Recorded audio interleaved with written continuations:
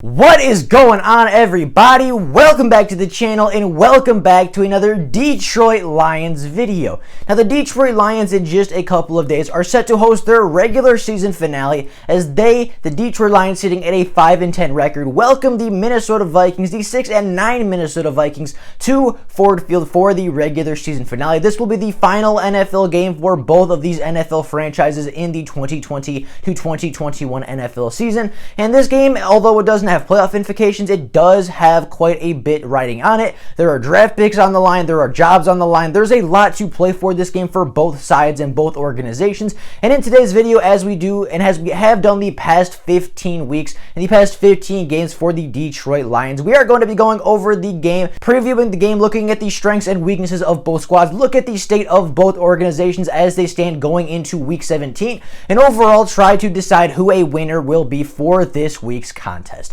Now, before we get into the video and before we get into previewing Vikings versus Lions, if you are new to the channel and are enjoying this Detroit Lions content, please consider liking the videos and subscribing to the channel. It takes only 2 seconds out of your day to do so, and it helps the channel out more than you can know. If you could do that, take those 2 seconds to like and subscribe, I'd be greatly appreciative. But without any further ado, and with all of that being said, let's get into previewing this season finale for the Detroit Lions as they welcome the division rival Minnesota Vikings to their house and hopefully end the season on a positive note.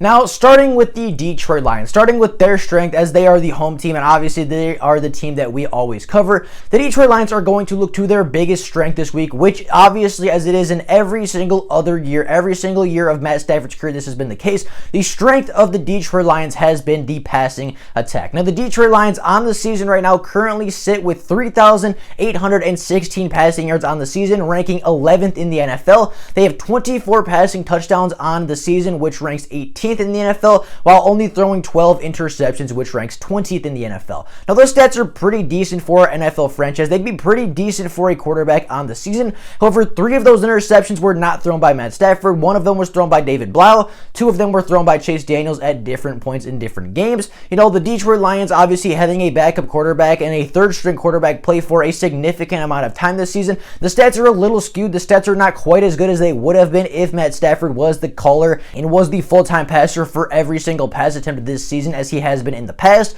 You know, according to his yards per attempt, if Matt Stafford had attempted the 54 passes that Chase Daniels and David Blau have together, he would be over 4,200 yards right now, likely would have many more touchdowns and fewer interceptions. But, you know, it is what it is. The Lions right now are a decent pass offense no matter who's in the game. Obviously, Matt Stafford is much better. Obviously, the bulk of those stats and the bulk of the production comes from him. However, when the backups have stepped in, they have been okay. Chase Daniels, not so much. David Blau was okay. Chase Daniels has been okay. Nothing really crazy, nothing great. But again, Matt Stafford is the leader. He has the bulk of those stats, and if he were playing, the statistics would look even better than they already are. And as they sit, they aren't necessarily a bad passing offense. You know, 11th in yards and 18th in touchdowns. That's an above-average pass offense with a backup quarterback throwing for 54 snaps. That's almost a game. That's over a game's worth of throws for a quarterback. So I mean, the Detroit Lions overall, statistically, as a passing offense, are a pretty efficient offense. With that being said, the Minnesota Vikings do not have the greatest pass defense to go up against this very solid and very hot passing offense that Matt Stafford has been a part of the past couple of weeks.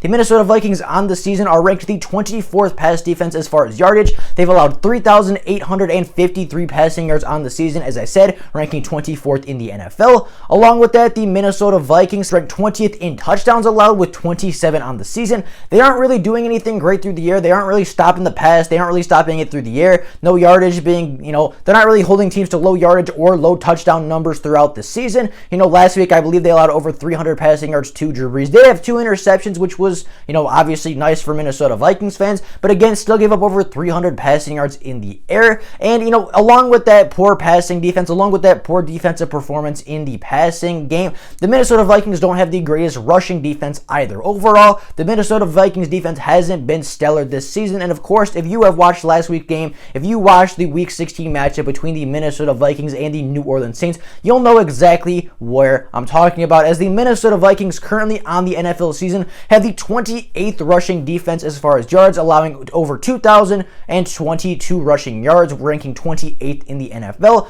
Along with that, the Minnesota Vikings have allowed the 22nd most touchdowns in the NFL with 17. Last week, they allowed over 246 rushing yards on the ground, 7 rushing touchdowns on the ground from Alvin Kamara, and I don't know who had the 7th, but I know Alvin Kamara had 6 rushing touchdowns on the day. Like, the Minnesota Vikings overall on the defensive side of the football aren't a great team. They are not a great defensive team. Generally, they are a good defensive team. Next year, I would expect them to take a step up. I would expect them to improve tremendously as players get more familiar, as their young players grow and develop. I would expect this team, and I would expect the Minnesota Vikings defense to get back to where they were a couple of years ago. However, in this season, they are not a very good defense for either perspective. From passing wise, they are 24th in yards and they are 20th in touchdowns allowed. From the rushing standpoint, they are 28th in yards and they are 22nd in yards allowed. They are not a good scoring defense. They are not a good defense as far as yardage allowed. They are coming off a really bad performance, a historically bad performance as a rushing defense. And I think the Detroit Lions, with Matt Stafford being healthy, it seems as though he's going to play. Reports have come out that he's sore. He's not 100%, but he is good enough. It does feel good enough to go for Sunday's game. With that, the Detroit Lions obviously have DeAndre Swift, who's a very good running back. Hopefully they can involve Kerryon Johnson a little bit in the run game this week, as he is a young and talented running back. We have some talent. We have a good run blocking offensive line that's been very good and very solid all season. And again, as I said, I thought they had a pretty decent day versus the Tampa Bay Buccaneers just a week ago.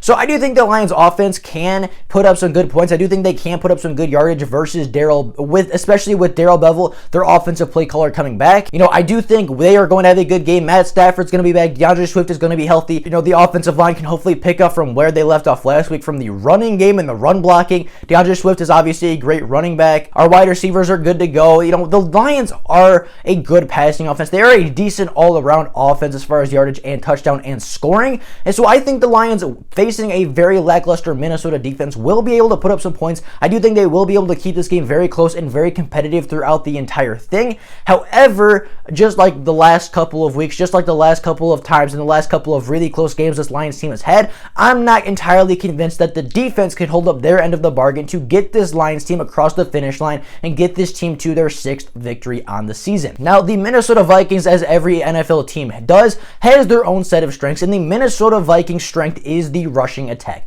The Minnesota Vikings right now on the NFL season rank 6th in rushing yards with 2,158 on the season, of course led by their stellar running back in Dalvin Cook. They also rank 8th in the NFL in rushing touchdowns on the season with 18. However, even with those great statistics, Dalvin Cook will not be available. He had a family emergency. He had to go back home. He's not going to be playing in Sunday's game versus the Detroit Lions. However, even without their engine, even without the Vikings' best player on the offense in Dalvin Cook, they still have 2 very good young running backs that sit behind him in Mike Boone, who averages 5 yards per carry. Along with that, Alexander Mattison, their backup running back and kind of their change of pace to Dalvin Cook, averages 4.5 yards a carry and has a decent amount of yards and touchdowns on the season. So even without Dalvin Cook, this offense can still be very dangerous. The Minnesota Vikings have a very good rushing attack. Their offensive line is decent at run blocking. The running backs are very talented behind the line of scrimmage. They're very good at making people miss, very good at getting yards after contact. We know how good Dalvin Cook is. We've seen Alexander Mattison. Mike Boone has done some nice plays. He's had some very nice plays by himself, and of course, all that great running opens up the pass game. Kirk Cousins, Justin Jefferson, Adam Thielen, a very good trio of passing players. Obviously, Kirk Cousins, the quarterback, and the other 2 wide receivers. Those are a good passing trio. They all put up good numbers. They all thrive from that very good running game. So the Minnesota Vikings might not be the greatest offense in the NFL. They might not have the greatest passing offense in the NFL. However, with their great rushing attack, with their great rushing production, that does open up a lot in play action, and I do believe that the Minnesota Vikings will be able to put up a decent amount of points on this Lions defense. The Detroit Lions defense has been very bad all season. It's been very bad since really Matt Patricia has gotten here. It was really bad pretty much every single game that we've played under the Matt Patricia era, or in the Matt Patricia era, and ever since.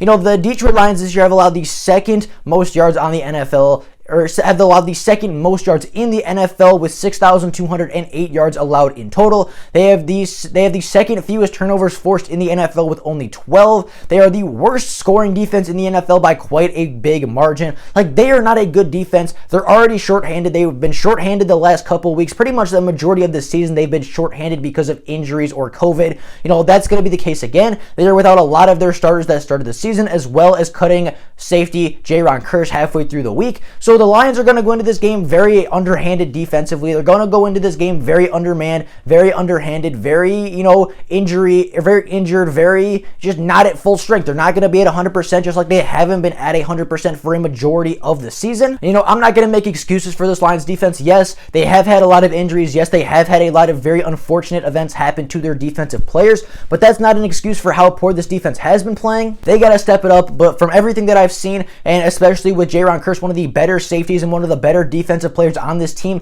being released by the organization, I do not see a big change coming in week 2. They are still undermanned. They are still under available. They don't have enough players really to make a huge impact. All their big star players have been injured, or they are not playing at the best that they could be playing. And of course, they're just still undermanned. They're still understaffed. They're still not at 100% as a team. However, in this game, they will be getting their play callers back. So expect to see a little bit better of a defensive performance, with Corey Unlin coming back, the defensive coordinator, and a guy that's been calling the defensive plays for a majority of the season. And of course, Bevel is back as well. I think he gets a lot more out of the offense. I think he gets a lot more out of this team than Robert Prince was able to do a week ago. So I do think the game will be better. I do think the Lions will look better in this game. They should play harder. The offense should look better. The defense should look better than last week because we're getting our play callers and our coaches back. However, I do think the Minnesota Vikings with a very good and efficient offense from the ground game and the pass game, I do think it will be too much for this Detroit Lions team to take advantage of, and I do think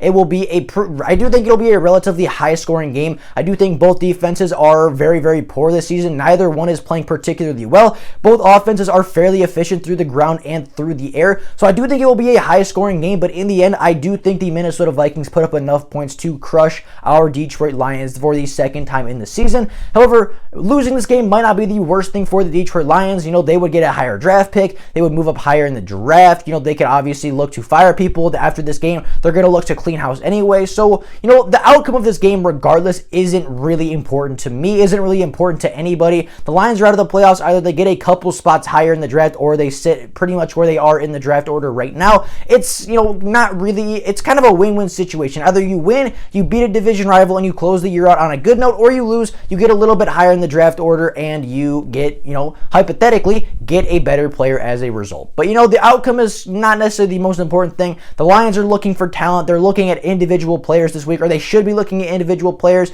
Expect to see a lot of young guys. Expect to see maybe Logan Stenberg, Julian Okwara should be in there a lot. Quintez Cephas should be in there a lot. A lot of our young guys, maybe pull up some guys from the practice squad to get some playing time. It should be an interesting game. I would expect the Lions to play a lot of younger guys and try to evaluate a lot of the talent that is on this roster, because again, as I mentioned yesterday, I do think this team has a lot of talent. Both, some of it is on injured reserve and some of it is on the practice squad. Some of it is just young talent that hasn't played yet. I'd be very interested. It'll be very interesting to see how they do with subs, how much each player gets in playing time, and all of that kind of stuff. But with all that being said, that is all I got for you guys today. That is my preview for the Detroit Lions season finale as they take on the Minnesota Vikings. Let me know your score predictions and your predictions down in the comments below. I'd love to hear where you guys sit with this game. But with all that being said, that is all I got for you guys today. Hope you guys enjoyed the video, and I will see you all tomorrow with more Lions content. Thank you all so much for watching. Bye, guys.